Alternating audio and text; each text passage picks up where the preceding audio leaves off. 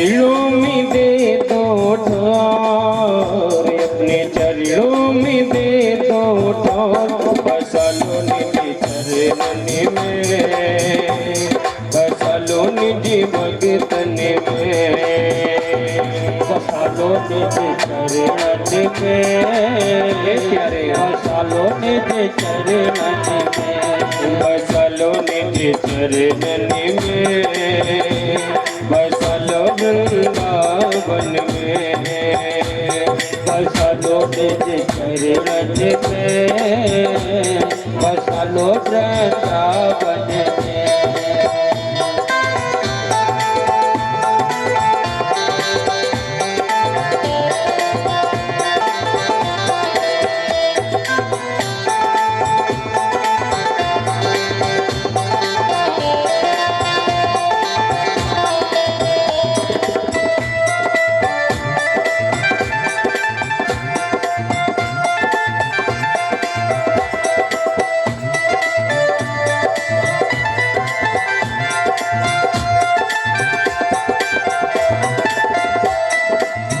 सौंप दिया सबो जीवन तो है, सौंप दिया सबो जीवन तो है, रखियो जिस विधि रखना होवे, रखियो जिस विधि रखना होवे, वो तेरे दर्शन करेंगे ओटी मोर, तेरे ओटी मोर निज चरण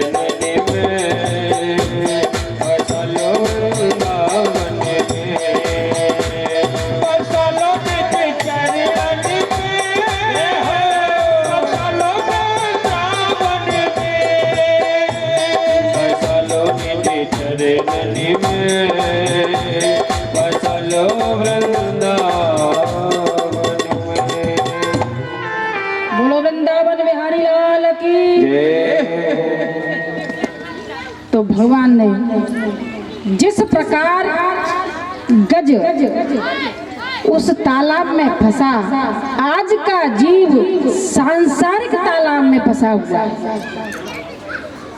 तो जरूरी नहीं है कि आप घंटों बैठ करके भगवान का नाम लें, अपना काम करते हुए भगवान के नाम का स्मरण कर सकते हैं। और अगर ज्यादा आपकी इच्छा है तो हमेशा एक आसन, एक लोटा और एक ही माला होनी चाहिए प्रभु के नाम का स्मरण करने के लिए। तो जिस प्रकार गज को मोक्ष की प्राप्ति हुई, हम भी चाहते हैं हे परमात्मा हमें भी मोक्ष देना, लेकिन मैं तो चाहती हूँ मुझे तो हर जन्म में ऐसा ही जन्म देना जिससे भगवान के नाम का श्रवण पान कराती रहूं।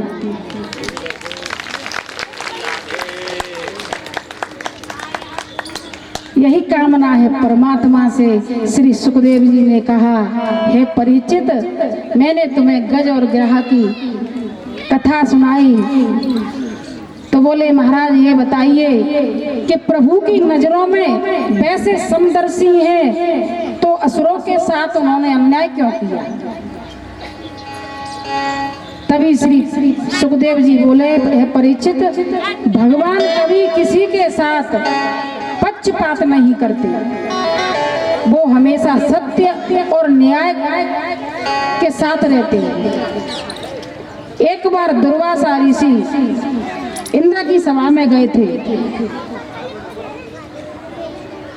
तो प्रसादी की माला उन्होंने इंद्र को दी। इंद्र अपने मन में ऐसा था कि वह प्रसादी की माला उसने अपने हाथी को दे दी, ऐरावत हाथी के गले में डाल दी, और ऐरावत हाथी ने उसने अपने पैरों से कुचल दिया। जब लौट करके दुर्वासा ऋषि आए तो देखा कि मेरी दी हुई प्रसादी की माला इस इंद्र ने ऐरावत के पैरों से कुचलवा दी है। जा, मैं तुझे श्राप देता हूँ, जिस 3 लोग 14 भुवन का तुझे मद है वो सब श्रीहीन हो जाए, लक्ष्मीहीन हो जाए। अब जब देवताओं को इस बात की भनक हुई कि आज दुर्वासा ऋषि ने हमें श्राप दे दिया।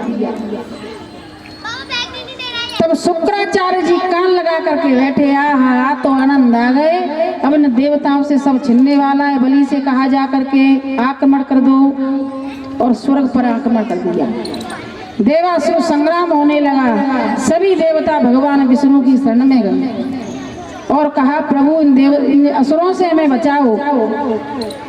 उन्होंने कहा कि इनके पास संजीवनी विद्या है, इसलिए जाकर के संधि कर लो।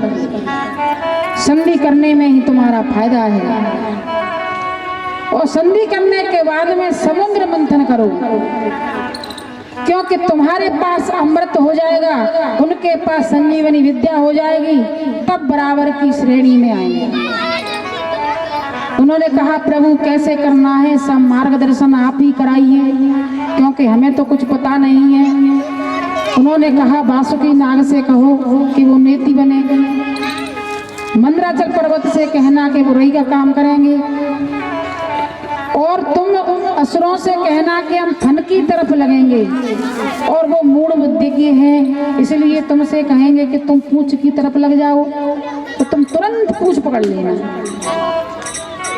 समझा बुझा करके राजा बलि के पास पहुंचे। सभी देवताओं ने कहा कि हम मिलकर के समुद्र मंथन करते हैं, जिसमें हमें अमृत की प्राप्ति होगी। सभी असुर संधि के लिए राजी हो गए और समुद्र मंथन के लिए सब तैयारियां की। जैसे ही समुद्र मंथन प्रारंभ किया तो मंदराचल पर्वत समुद्र में जाने लगा। फिर भगवान से प्रार्थना की, प्रभु ये पर्वत नीचे जा रहा है। भगवान बोले, चिंता मत करो, वही आ रहे। कच्छप रूप लेकर के उस पर्वत के नीचे लग गए। बोलो कच्छप भगवान की। कच्छप अवतार लेकर के उस मंदराचल पर्वत के नीचे लगे और उसमें समुद्र मंथन प्रारंभ हुआ। और जैसे ही समुद्र मंथन प्रारंभ हुआ, उस नाग के मुख से जहर की ज्वाला निकलने लगी, जिससे कई असुर जलकर के भस्म हो गए। पहली बार निकला हलाहल विष। अब उस विष के मारे प्रलय जैसा दिखने लगा। क्या करें? तभी विष्णु भगवान ने कहा कि शंकर भगवान के पास जाओ। शंकर भगवान के पास पहुंचे। प्रभु हलाहल विष निकला है, इसको पान कर लो। मैया पार्वती बोली, जब समुद्र मंथन किया था तब तो मेरे पति को बुलाया नहीं, और जब अपनी गरज पड़ी है तो मेरे पति के पास आए हैं। स्वामी भूल करके भी काम मत करना। तो भोलेनाथ बोले, देवी काम तो करना पड़ेगा, क्योंकि हम तो है ही भक्तों के लिए। तो कि आप महाराज देख करके करना, क्योंकि आपके हृदय में श्री राम विराजमान है। तब भगवान भोलेनाथ ने उस जहर को अपने कंठ में रोक लिया और कंठ नीला पड़ गया। इस कारण वो नीलकंठ कहलाए। बोलो नीलकंठ भगवान की। फिर समुद्र मंथन होने लगा। दूसरी बार में चंद्रमा निकला। चंद्रमा शीतल होता है। भगवान भोलेनाथ के विष की गर्मी को शांत करने के लिए चंद्रमा भोलेनाथ को दे दिया गया। तीसरी निकली कौस्तुभ मणि, जो विष्णु भगवान ने धारण की। चौथी निकली कामधेनु गाय, जो देवताओं ने ब्राह्मणों को दे दी। पांचवी उच्च श्रेवा घोड़ा, जो बलि ने ले लिया। छठवा ऐरावत हाथी, जो इंद्र को दे दिया गया। सातवां कल्पवृक्ष, जिसके नीचे बैठने पर सारी इच्छाएं पूरी होती हैं, वो स्वर्ग में दे दी। आठवां रंभा अप्सरा, प्रतीक है मन में छिपी हुई वासना। नौवीं देवी लक्ष्मी, भगवान विष्णु के पत्नी रूप में उन्होंने प्राप्त किया। 10वीं वारुण देवी मदिरा, जिसको दैत्यों ने ले लिया। 11वीं पराजिता वृक्ष, अर्थ जो कोई कार्य कर रहे हैं उसमें सफलता प्राप्त हो जाती है। 12वां 5 जन्य संख्य, जो भगवान विष्णु ने लिया। तेरे व भगवान धन्वंतरी अमृत के साथ प्रकट हो गए। 14 अंग का मतलब है 5 कर्मेंद्रियां, 5 ज्ञानेंद्रियां, 4 मन बुद्धि चित्त और आहार। जिस प्रकार समुद्र मंथन हुआ उसी प्रकार अगर हमारे हृदय का मंथन हो तो काम क्रोध मद लोभ सब निकाल करके एक तरफ रख दो, फिर प्रभु को पाने में समय नहीं लगेगा। अमृत निकला, अमृत को लेकर के देवता लोग असुर लोग लेकर के भाग गए। असुर लोग जब लेकर के भागे इतनी देर में तो भगवान विष्णु ने एक सुंदर स्त्री का रूप ले लिया और मटक मटक कर उनके सामने चलने लगे। तो देवता और असुर वहीं स्तंभ खड़े रह गए। बड़ी सुंदर स्त्री है। और असुरों ने कहा, देवी हम आपके हाथ से ही पान करना चाहते हैं। देवी ने कहा, मुझ जैसी अबला के हाथों से आप क्या पान करेंगे। तब उनको और भरोसा हो गया कि वास्तविकता में हम इसी के हाथ से आज अमृत का पान करेंगे। तब मोहिनी रूप धारण किए विष्णु ने कहा कि ऐसा करो, सुबह सब स्नान करके आना और दोनों पंक्ति लगा करके बैठना। पतला पतला पहले मैं देवताओं को पिलाऊंगी, जो गाढ़ा रह जाएगा उसको मैं आपको पिलाऊंगी। अब सुबह हुआ, देवता और दैत्य पंक्ति लगा करके बैठ गए, लेकिन देवताओं की पंक्ति में एक असुर आकर के बैठ गया, केतु। और जैसे ही अमृत पान कराना प्रारंभ किया देवताओं को, तभी पता चला, सूर्य चंद्रमा ने देख लिया कि राक्षस यहाँ आकर के बैठ गया है। भगवान विष्णु ने सुदर्शन चक्र लेकर उसका शीश काट दिया और वो ही राहु केतु नाम के 2 ग्रह बन गए, जो आज भी सूर्य और चंद्रमा को कष्ट देते हैं। देवताओं को अमृत पान हुआ और उसके बाद में फिर देवासुर संग्राम प्रारंभ। देवासुर संग्राम होने लगा और शुक्राचार्य जी बोले, है बलि अब तुम यज्ञ करो। उन्होंने यज्ञ प्रारंभ किया। ब्राह्मण संत गौ की पूजन करते और युद्ध में स्वर्ग पर विजय प्राप्त हो गई। विजय प्राप्त करने के बाद में देवता भगवान की शरण में गए। कन्हैया अब तो कछु सुन लो, क्योंकि हमारा तो सब सत्यानाश कर दिया, इस बलि ने सब लूट लिया, अब हम कहाँ जाएं। तब भगवान ने कहा, तुम चिंता मत करो और मैं कश्यप ऋषि की पत्नी के गर्भ से जन्म लेकर के आऊंगा और तुम सब जाओ। और उधर बलि को शुक्राचार्य जी ने कहा कि तुम यज्ञ करो, ब्राह्मणों की गौ की सेवा करो। वहां पर यज्ञ चल रहा है। इधर देवता सभी तैयारी कर रहे हैं प्रभु के आने की और कहते हैं, गोविंद अब देर मत लगाओ। जहाँ विराजे राधे मेरी अलवेली सरकार, समरिया ले चल पल्ली पार, समरिया ले चल पल्ली पार, समरिया ले चल पल्ली पार, समरिया ले चल पल्ली पार। जहाँ विराजे राधे रानी, जहाँ विराजे राधे रानी, जहाँ विराजे राधे रानी, जहाँ विराजे राधे रानी, अलवेली सरकार समरिया हो, समरिया हो, समरिया ले चल पल्ली पार, समरिया ले चल पल्ली पार।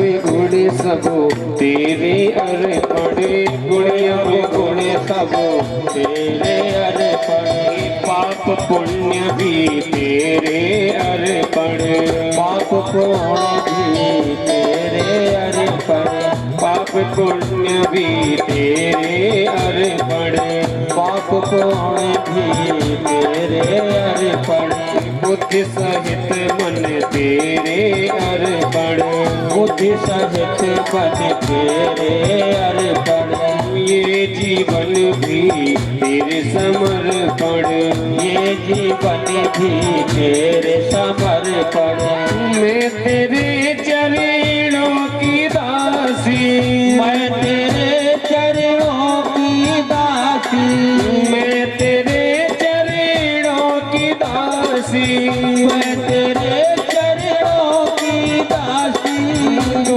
मेरा प्राण आधार समरिया, समरिया, समरिया ले चले पल्ली पार, समरिया ले चल पल्ली पार, समरिया ले चल पल्ली पार।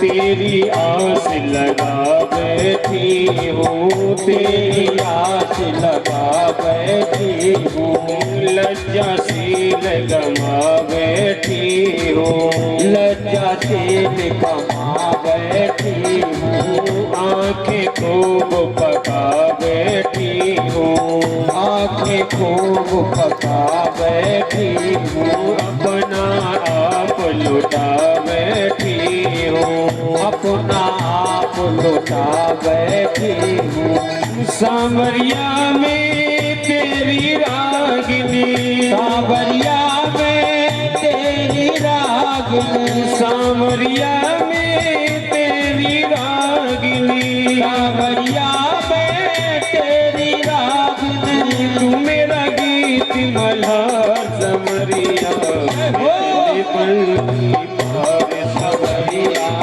ले चल पल्ली पार, समरिया ले चल पल्ली पार, समरिया ले चल पल्ली पार।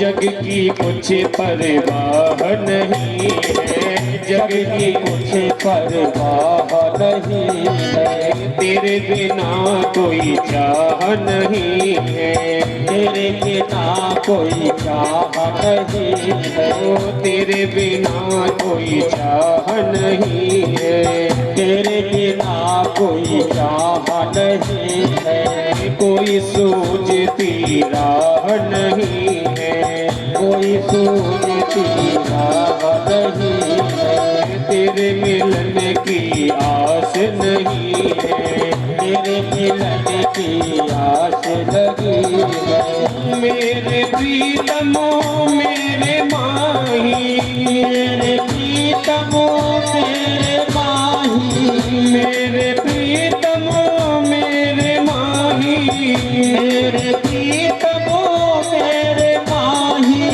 कर दो मेरा पास समरिया, समरिया, समरिया ले चल पल्ली पार, समरिया ले चल पल्ली पार, कन्हैया ले चल पल्ली पार, कन्हैया ले चल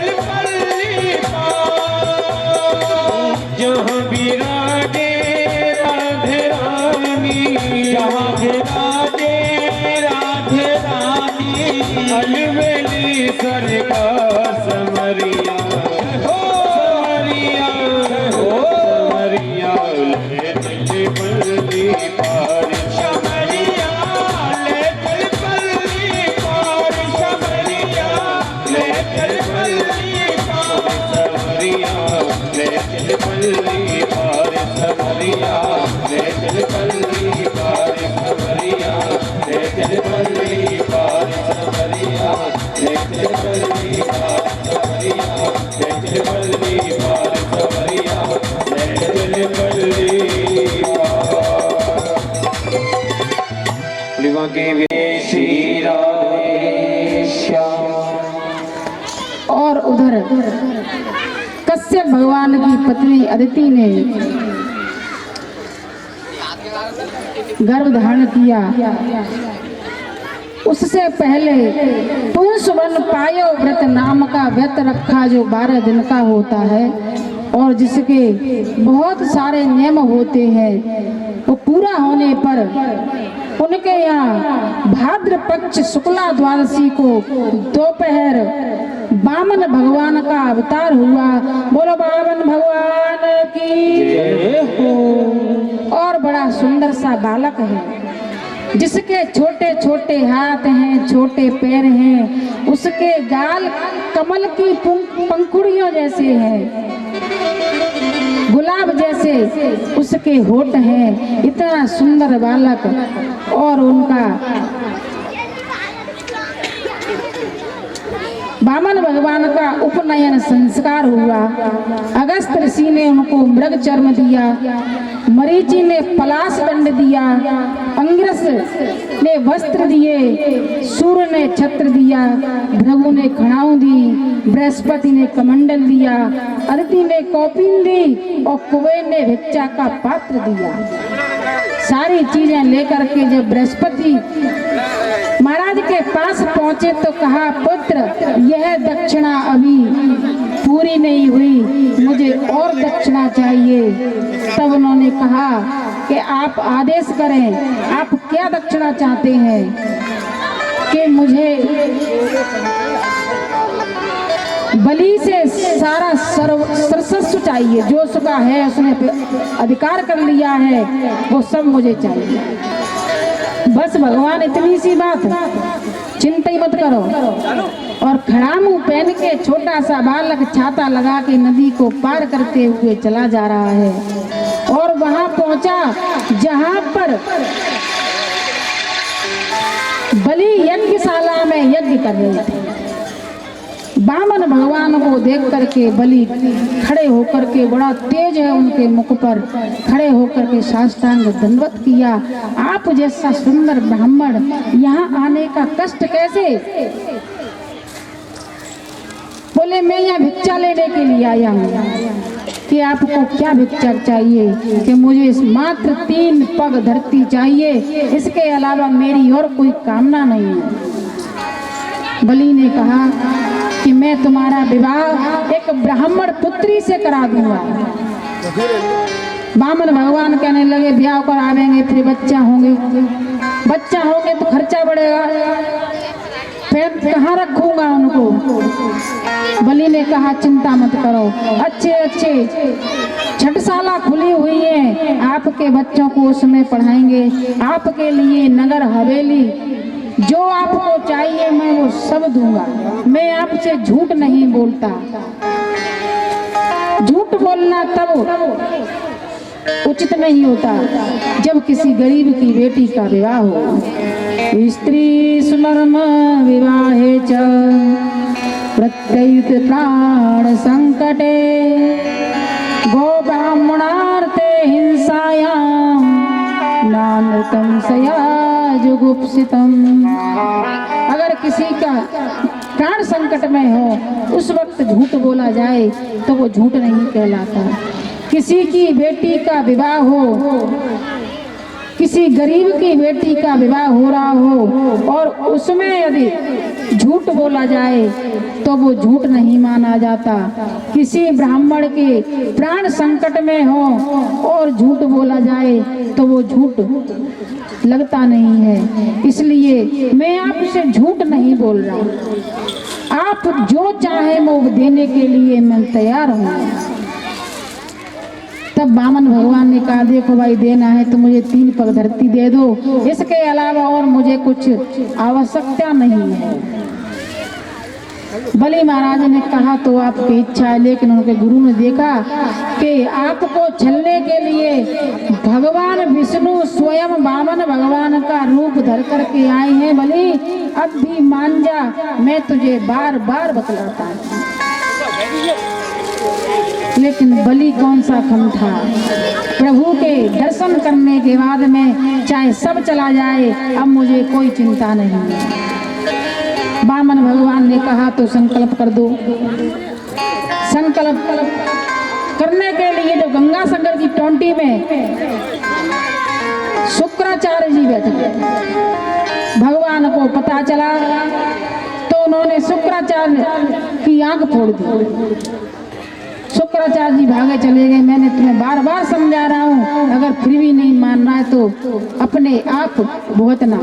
यह कह करके शुक्राचार्य जी चले गए। उधर भगवान ने कहा तुमने आचमन कर दिया है, और जैसे ही आचमन कर दिया दंड सहित स्वर्ग में पहुंच गए। स्वर्ग, एक पैर में स्वर्ग, एक में धरती को नाप लिया। तीसरा पैर कहाँ रखो मुझे बताओ। बलि को वर्ण पासों ने बांध दिया। जब भगवान का आगमन हुआ तो उसकी पत्नी कहने लगी, मन तो ऐसा करता है कि मैं इनको अपना दूध पिलाऊं। और जब भगवान ने उसके पति को बांध दिया तो कहने लगी, मन ऐसा करता है कि तुझे दूध में विष दे करके पिलाऊं। भगवान ने कहा, तथास्तु, तेरी मनोकामना पूर्ण हो जाएगी। बलि बोला, प्रभु अब तीसरा पैर अपने मेरे सर पर रख लीजिए। भगवान ने तीसरा चरण उसके सर पे रखा और बलि सुतहल चला गया। भगवान बोले, बलि छलने के लिए तो मैं तुझे आया था, लेकिन आज तेरे दान ने, तेरी भक्ति ने मुझे छल दिया। बोलो क्या चाहते हो? कि भगवान मुझे तो सिर्फ ये चाहता हूँ मैं कि जब भी मैं यहाँ से निकलूं मुझे आपके दर्शन होते रहें। भगवान जी पहरेदार बन करके रहने लगे। उधर मैया लक्ष्मी भटक रही है कि हमारे पति कहाँ चले गए। नारद जी को फोन लगाया, नारद जी कहाँ हो? नारद जी चले आए, देवी इनकी नौकरी लग गई। उनकी बगैर पेमेंट और नौकरी लग गई। चौकीदारी की कहाँ लगी है? बलि के दरबार में। कैसे जाऊं? बहन बन करके जाओ और जा करके राखी बांधना, और राखी बांधने जब दक्षिणा में अपने पति को ले आना। मैया लक्ष्मी बलि के दरबार में पहुंची है। देख तो अपने पति को रही है, राखी बांध रही है बलि को। तब बलि ने कहा, यहाँ तो मुझे ऐसा लग रहा है पूरी दाढ़ी कारी है, कि देख कहूँ रही है, बांध कहूँ रही है। तब राखी बांधने के बाद में कहा कि तुम्हें क्या चाहिए वो बतलाओ। तो मैया लक्ष्मी बलि से क्या मांग रही हैं? छोटे भैया तेरे द्वार रहना बड़ी दूर से आई। छोटे भैया तेरे द्वार रहना बड़ी दूर से आई। हाँ बड़ी दूर से आई, बहना बड़ी दूर से आई। बड़ी दूर से आई, बहना बड़ी दूर से आई। छोटे भैया तेरे द्वार, बहना बड़ी दूर से आई। छोटे भैया तेरे द्वार, बहना बड़ी दूर से आई।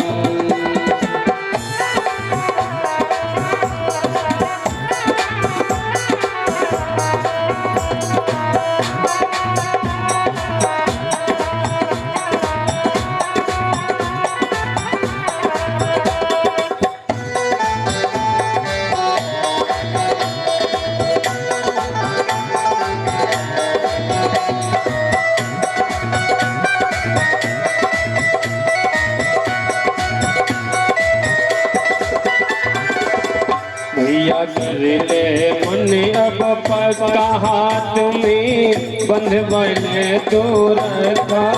भैया कर ले अब मन पक्का, हाथ में बंधवाने तो रखा। मेरी विनती बारंबार, बहना बड़ी दूर से आई।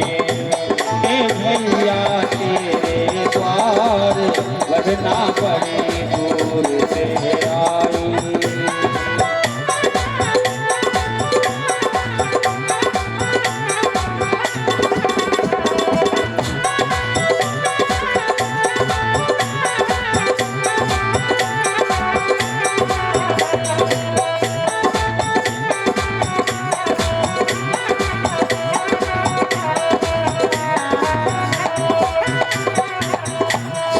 भूप गयो हर साई, लक्ष्मी लीनी बहनी बनाई। सुने भूप गयो हर साई, लक्ष्मी लीनी बहन बनाई। जाने दीनी मुझा पसारे, बहना बड़ी दूर से आई। छोटे भैया तेरे द्वार, बहना बड़ी दूर से आई।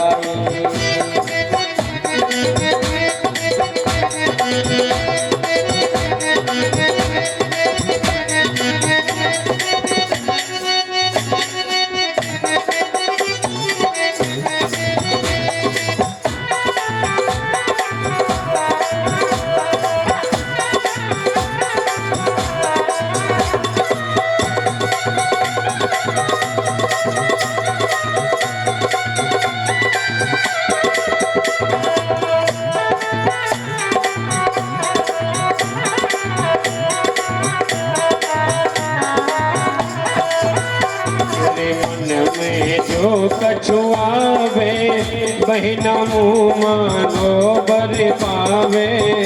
तेरे मन में जो कुछ आवे, बहना मुँह मानो बर पावे। तेरे मन में जो कछुआवे, बहना मुँह मानो बर पावे। तेरे मन में जो कुछ आवे, बहना मुँह मानो बर पावे।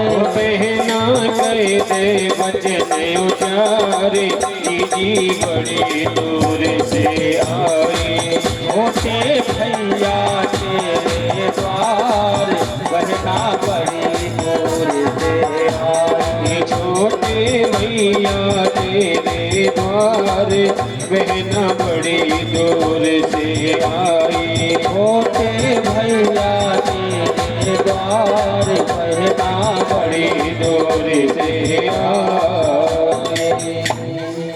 बोल वृंदावन बिहारी लाल की जय। मैं कहा जयकारो जोत के लगा ले करो। बोल वृंदावन बिहारी लाल की। अब लग रहा है यहाँ के यज्ञ चल रही है। तो भगवान विष्णु प्रसन्न होकर के कहा बलि, एक रूप में मैं तेरे दरवाजे पर पहरेदार बनकर रहूंगा और दूसरे रूप में वैकुंठ में निवास करूंगा। और आशीर्वाद देकर के वहां से चले आए। तब परीक्षित महाराज ने कहा कि हे महामुने, मुझे सूर्य वंश के बारे में और बताइए कि सूर्य वंश में अच्छे अच्छे बड़े बड़े प्रतापी राजा हुए, उनके बारे में आपने मुझे बताया नहीं है। तब श्री सुखदेव जी ने कहा कि नारायण के नाभि कमल से ब्रह्मा, ब्रह्मा से मरीच, मरीच से कश्यप, कश्यप से विवस्वान, विवस्वान से श्राद्ध मनु महाराज, मनु महाराज से इक्ष्वाकु और इक्ष्वाकु के पुत्र हुए नृग। नृग हजारों गायों का दान, उनके सींग सोने से मढ़वा करके, पैर चांदी से मढ़वा करके प्रतिदिन ब्राह्मणों को दान देते थे। एक दिन एक ब्राह्मण को दी हुई गाय उनके आश्रम में द्वारा से आ गई और वही गाय उन्होंने पुनः दान में दे दी। ब्राह्मण देवता पहुंचे, है राजा, तूने जो कल मुझे दान में गाय दी थी, आज वो गाय तेरी गायों में मिल गई है और तूने उसे दान कर दिया है, मुझे वही गाय चाहिए। राजा नरक ने कहा, महाराज इसमें मेरी तो कोई गलती नहीं है, अगर गलती है भी तो मैं आपको एक गाय के बदले 100 गाय दे दूंगा, लेकिन अब आप इस जिद को छोड़ दें कि मुझे वही गाय चाहिए। ब्राह्मण देवता विचार गए, वे नहीं माने, नहीं मुझे तो वही गाय चाहिए। अब राजा कहाँ से लाए? जब राजा का सारे उपाय फेल हो गए तब उस ब्राह्मण ने श्राप दिया कि जा, जिस प्रकार तू इस जन्म में रंग बदल रहा है उसी प्रकार गिरगिट बन करके तू जन्म लेगा। नग उस ब्राह्मण के चरणों में गिर गए। उन्होंने कहा, महाराज मेरी गलती तो कुछ नहीं है, लेकिन फिर भी अगर श्राप दे रहे हो तो श्राप से निकलने का कोई उपाय बतलाइए। तब उन्होंने कहा कि द्वापर युग में भगवान कृष्ण के चरण जब आपसे स्पर्श होंगे तब आप पुनः भगवान के पार्षद हो जाएंगे। इन्हीं के वंश में राजा शर्याती हुए। अपनी पुत्री सुकन्या को लेकर के संत महात्माओं के दर्शन करने के लिए गए और वहां च्वन ऋषि के आश्रम में पहुंचे तो सुकन्या को पता नहीं था च्वन ऋषि के ऊपर दीमक लग गई थी, सिर्फ 2 आंखें चमक रही थी और उस बेटी ने जाकर के उनकी आंखें फोड़ दी। जब उनके पिता को पता चला कि हाय बेटी तूने ये क्या कर दिया कि महात्मा की आंखों को फोड़ दिया, और उन्होंने उनका विवाह अपनी पुत्री से कर दिया और विवाह करके अपने घर आए और उनकी पुत्री उनके साथ रहने लगी क्योंकि उनकी उम्र बहुत ज्यादा थी। एक बार अश्विनी कुमारों का आना हुआ और उन्होंने च्वन ऋषि से कहा कि जाकर के आप इस सरोवर में स्नान करिए, हम आपके लिए च्वनप्राश बनाते हैं। इस प्रकार उस समय जो च्वनप्राश चला था अश्विनी कुमारों ने इसको बनाया था। तो सरोवर में स्नान करते ही बड़े युवा बड़े सुंदर व्यक्ति बन करके उसमें से च्वन ऋषि निकले और च्वन प्राश का उन्होंने पान किया। इस प्रकार दोनों पति पत्नी प्रेम से रहने लगे। एक दिन राजा शर्याती का आना हुआ और अपनी पुत्री को पराये पुरुष के साथ देकर के कहने लगे, अरे निर्लज्ज, तुझे लाज नहीं आई? तेरा पति बूढ़ा हुआ तो क्या हुआ, है तो तेरा पति चाहे कैसा हो, निर्धन हो, बूढ़ा हो, कोढ़ी हो, कामी हो, क्रोधी हो, एक धर्म पत्नी के लिए वो देवता के समान होता है। कहा, पिताजी ये आपके दामाद हैं। अश्विनी कुमारों ने यज्ञ करके जो च्वनप्राश बनाया था उसका इन्होंने पान किया, इसलिए ये यौवन अवस्था को प्राप्त हो गए। तब राजा शर्याती दोनों को आशीर्वाद दे करके अपने नगर चले आए। इन्हीं के राज में राजा रेवत हुए, जिनकी पुत्री रेवती हुई। रेवती बहुत बड़ी थी। ब्रह्मा जी के सभा में लेकर के पहुंचे, वहां पर अप्सराएं नृत्य कर रही थी। तब उनका नृत्य समाप्त हुआ तो उन्होंने कहा, महाराज मैं अपनी पुत्री के लिए वर की तलाश में आया हूँ। तब उन्होंने कहा कि हे महाराज, आपने तो बड़ी देर कर दी, यहाँ बैठे बैठे आपके 3 युग बीत गए, अब वहाँ कोई नहीं है, प्रलय चल रहा है। द्वापर युग में शेष अवतार बलराम जन्म लेंगे, तब अपनी पुत्री का विवाह बलराम जी से करना। इस प्रकार बलराम जी से जब विवाह उनका हुआ था तो उन्होंने हल रख करके उनको छोटी किया था। आगे इन्हीं के वंश में राजा नवग हुए, नवग के नभांग हुए। इन्हीं के वंश में आगे चल के राजा अम्बरीश हुए, जिन्होंने एकादशी का व्रत किया था। और जिस दिन एकादशी का व्रत था, पलायन करने वाले थे, तभी दुर्वासा ऋषि का आना हुआ। तो हाथ जोड़कर खड़े हुए, हे मामुने, आपने बहुत अच्छी समय पे आप आए हैं, आप आकर के जलपान करें। तब दुर्वासा ऋषि ने कहा कि हम अभी स्नान करके आते हैं, उसके बाद भोजन करेंगे। और स्नान करते करते उनको बहुत देर हो गई और उधर प्रदोष लगने वाला था। राजा अम्बरीश सिर्फ पानी पीने वाले थे, इतने में दुर्वासा ऋषि आ गए और क्रोध के मारे उनकी लाल आंखें हो गई। उन्होंने एक राक्षस को पैदा किया जो अम्बरीश को मारने के लिए उनके पीछे पीछे भाग रहा था।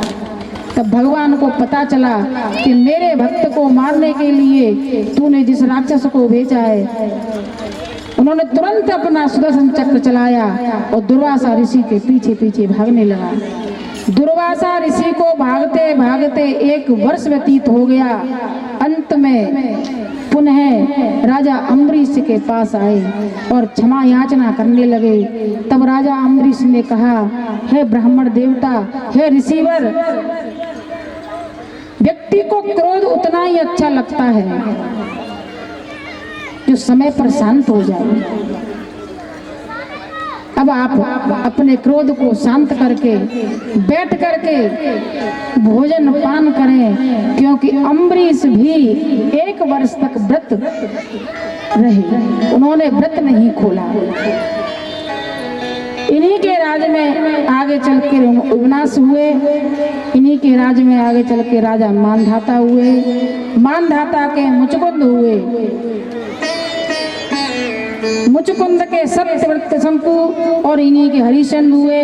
फिर इन्हीं के पुत्र रोहितास हुए और इनके पुत्र राजा बाहुक हुए। इनकी 2 पत्नियां थी।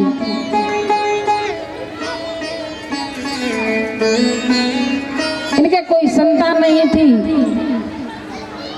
यज्ञ हवन तप करने के बाद में इनकी पत्नियों को ऋषियों ने आशीर्वाद दिया कि जाओ, तुम्हारे पुत्र की प्राप्ति हो जाएगी। लेकिन एक पत्नी के मन में शंका आ गई कि कहीं ब्राह्मणों के कहने से कहीं पुत्र की प्राप्ति नहीं हो जाती है। तब उन ऋषियों ने कहा, जा, तेरे एक तूंबा पैदा होगा जिसमें 60,000 बालक होंगे। और इसी प्रकार उनके जो पुत्र हुआ असमंजस और सुमिति के 60,000 बालक उस तुम्बी में छोटे छोटे पैदा हुए। असमंजस के अंशुमान हुए। अब इन्होंने आगे जाकर के यज्ञ किया। इन्हीं के राजा सगर हुए। राजा सगर ने यज्ञ किया। यज्ञ के घोड़े को इंद्र चुरा करके ले गया और ले जा करके कपिल भगवान के आश्रम में बांध दिया। जब सगर को पता चला कि मेरे अश्वमेघ यज्ञ के घोड़े को इंद्र चुरा करके ले गया, तो अपने पुत्र को भेजा। पुत्रों ने जाकर के उनको अनर्गल बातें बोल दी और क्रोध में आकर के भगवान कपिल ने उनको श्राप दिया और वे 60,000 पुत्र जल करके वहीं भस्म हो गए। इसके बाद में उन्होंने अपने नाती को भेजा, जाकर के देख के आओ, अपने पुरखों का पता लगाओ।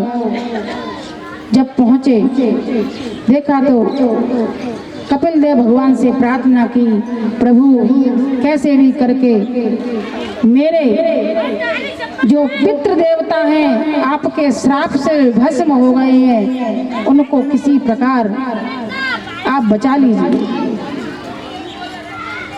उन्होंने कहा, अंशुमान जाकर के तप करो। अंशुमान ने तप किया। वो भी तप करते हुए भगवान को प्राप्त हो गए, भगवान की प्राप्ति हो गई। फिर उनके पुत्र दिलीप गए। दिलीप ने तप किया कि जब तक गंगा धरती पर नहीं आएगी, जब तक आपके ये 60,000 पुरखों का मोक्ष की प्राप्ति नहीं होगी। तब भागीरथ ने तप किया। भागीरथ ने तप करते ही गंगा ने कहा कि मैं तो धरती पर आ जाऊंगी, लेकिन मेरा वेग संभालेगा कौन? क्योंकि मेरा इतना वेग है कि मैं सीधी सुतह तल में चली जाऊंगी। अब क्या करूं? अब ब्रह्मा जी की उपासना करो। भागीरथ ने ब्रह्मा जी की उपासना की। ब्रह्मा जी ने कहा कि भोलेनाथ की उपासना करो। भोलेनाथ ने कहा कि गंगा से कह दो, उसे जितना अभिमान है वो मेरी पहले जटाओं में से निकल कर तो दिखा दे। तब गंगा मैया से प्रार्थना की, मैया भोलेनाथ आपको धारण करने के लिए तैयार है। तब गंगा मैया धरती पर आने के लिए तैयार हुई, भोले बाबा की जटाओं में समा गई। भोले बाबा ने एक लट खोली, एक लट खोलते ही धरती पर आई और कपिल भगवान के आश्रम से बहती हुई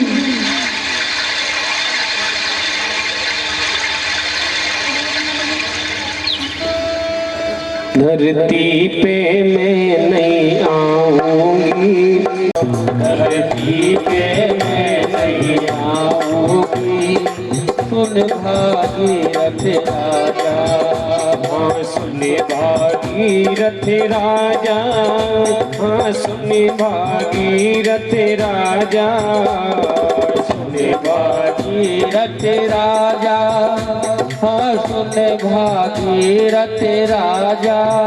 धरती पे मैं नहीं आऊंगी, सुन भागीरथ राजा, धरती पे मैं नहीं आऊंगी, सुन भागीरथ राजा।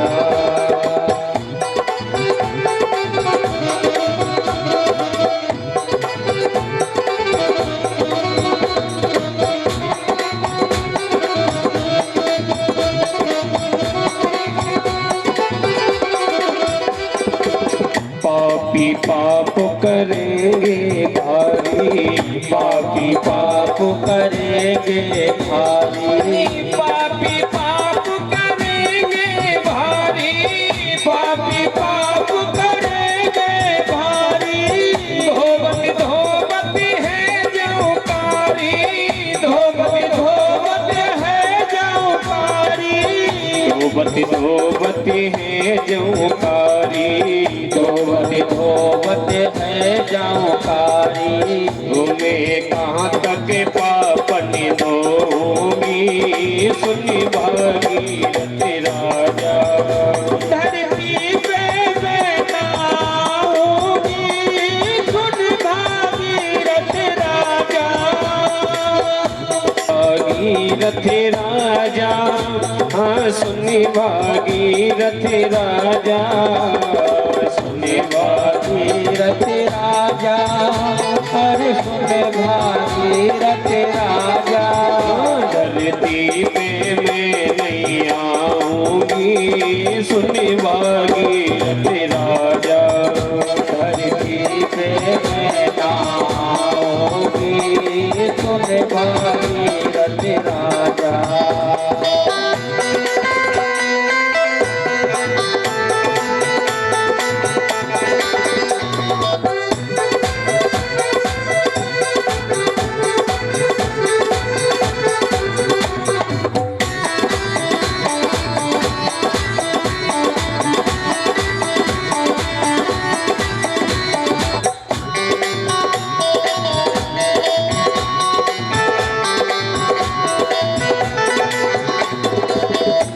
सहेगा मेरी धारा, कौन सहेगा, कौन सहेगा मेरी धारा, कौन सहेगा मेरी धारा। रोक सके तो मोए बापारा, रोक सके तो मोए बापारा। और पाताल के बीच समाए जाऊंगी, सुन भागीरथ राजा।